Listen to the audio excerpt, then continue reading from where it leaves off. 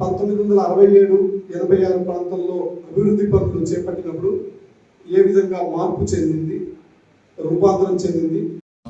Then ఇంకా ఏమేమి మనము మీన్స్ కోర్ ప్రొటెక్ట్ చేసుకుంటూ మేబీ ఇన్స్పిరేషన్ తీసుకొని ఏం చేయవచ్చు అది చూద్దాం.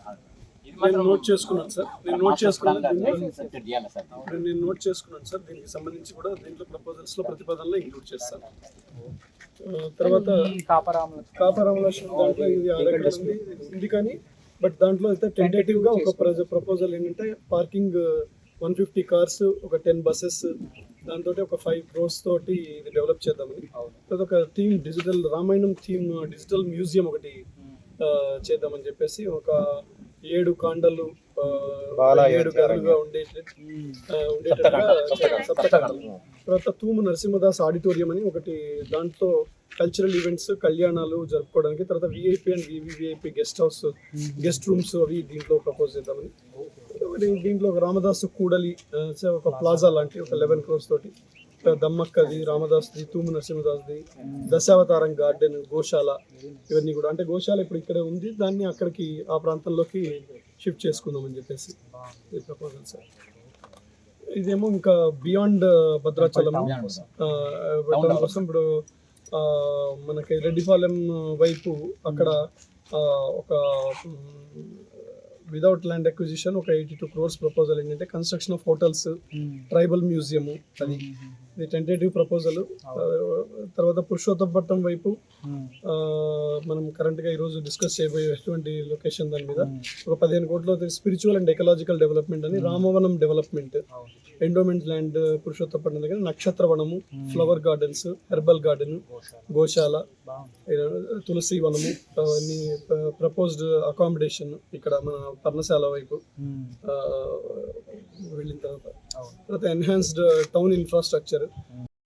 స్వామివారి దేవాలయంలో ఒక మీటింగ్ ఏర్పాటు చేసుకొని ఈ దేవాలయానికి మాస్టర్ ప్లాన్ తయారు చేయడానికి ఏమేమి అంశాల గురించి గమనించాలో ఆ సలహా సూచనలు మన దేవాలయంలో ఉన్న టీం, అర్చకులు, స్థాపతి గారు, ఇంకా అందరూ స్టేక్ హోల్డర్స్ నుంచి సలహా తీసుకొని మన ఆర్కిటెక్ట్ సూర్యనారాయణ గారితో డిజైన్ డిస్కషన్ జరుగుతుంది.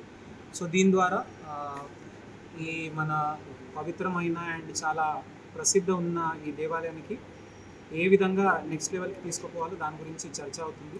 ఆల్రెడీ ల్యాండ్ ఎక్విజిషన్ మన మాడవీధి డెవలప్మెంట్ది పూర్తి అయింది, అది చాలా మాకు సంతోషంగా ఉంది. అండ్ దీనికి సహకరించిన భద్రాచలం ఇక్కడ ఈ ప్రాంతంలో ఉన్న వాసులందరికీ చాలా చాలా ధన్యవాదాలు. వాళ్ళ సహకార్యంతోనే ఇది మేము చేయగలిగినాము. అండ్ ప్రభుత్వం కూడా వెంటనే మాకు సపోర్ట్ ఇచ్చింది కాబట్టి we are able to execute. And next ఇప్పుడు ఈ డిజైన్ డిస్కషన్ చేసుకొని టాప్ లెవెల్లో ఈ ప్రెజెంటేషన్ జరిగిన తర్వాత ఒక నిర్ణయం తీసుకున్న తర్వాత ఈ నెక్స్ట్ స్టేజ్కి మన టెంపుల్ డెవలప్మెంట్ పోతుంది. అదేవిధంగా దేవాలయం భూముల గురించి కూడా ఎంత భూమి ఉంది, దానికి ఎట్లా ప్రొటెక్ట్ చేయాలి, దాని గురించి అన్ని అధికారులది, మన ఎటపాక ఉన్న ఏరియాలో ఉన్న అధికారులది కూడా సాయం తీసుకొని ఎట్లా దానికి కాపాడుకోవచ్చు, దాని గురించి కూడా మేము ఒక చర్చ చేసుకొని ఒక ప్లాన్ తయారు చేయడం జరుగుతుంది.